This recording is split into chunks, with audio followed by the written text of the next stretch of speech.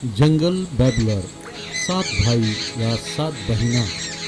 वैज्ञानिक नाम फिरदौइस स्ट्राइका। भारतीय उपमहाद्वीप में पाए जाने वाला ये पक्षी है। इसे हिंदी में गांव में पैपा बोलते हैं। ये पक्षी प्रायः 7 से 10 के समूह में रहते हैं, जिसके कारण इन्हें सात भैया या सात बहिना भी कहा जाता है। अनेक बार प्रजनन करते हैं और अपना जो नीड है 8 से 10 फीट की ऊंचाई पर स्थित होता है।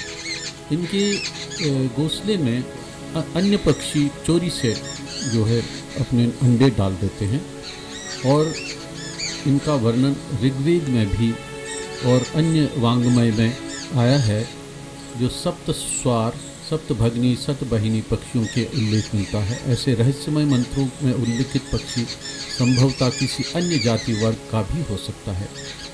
त्रिः सप्त मयूरयः सप्त स्वस्वारो अग्रुवः तास्ते विषम जभ्भिर उदकम कुंभनीरिव। हमारे देश की प्रसिद्ध चिड़िया 2000 मीटर की ऊंचाई तक भी हिमालय में पाई जाती है। ऐसा अनुमान है कि यह सफ़ेद मैना पक्षी भी हो सकती है और मान्यता यह भी है कि अगर ऐसे 3 सफ़ेद पक्षी दाना चुगते हुए पाए जाएं तो उसे ये मान्यता के अनुसार शारदा भगवती का दर्शन माना जाता है। ये भूमि पर दाना चुगती हैं और रव करती हुई इसे चरखी नाम दिया गया है। बहुत कूदती है, बोलती रहती है, बड़बड़ाती रहती है। चरखी नाम इसीलिए पड़ा है।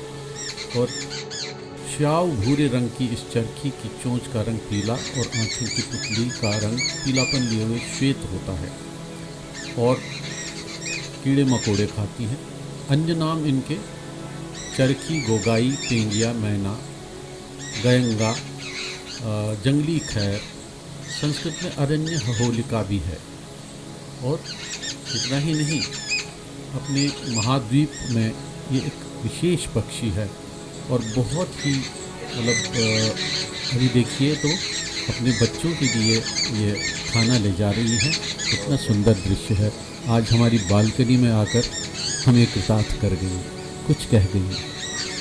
क्या कह गई ये तो कुदरत ही जाने।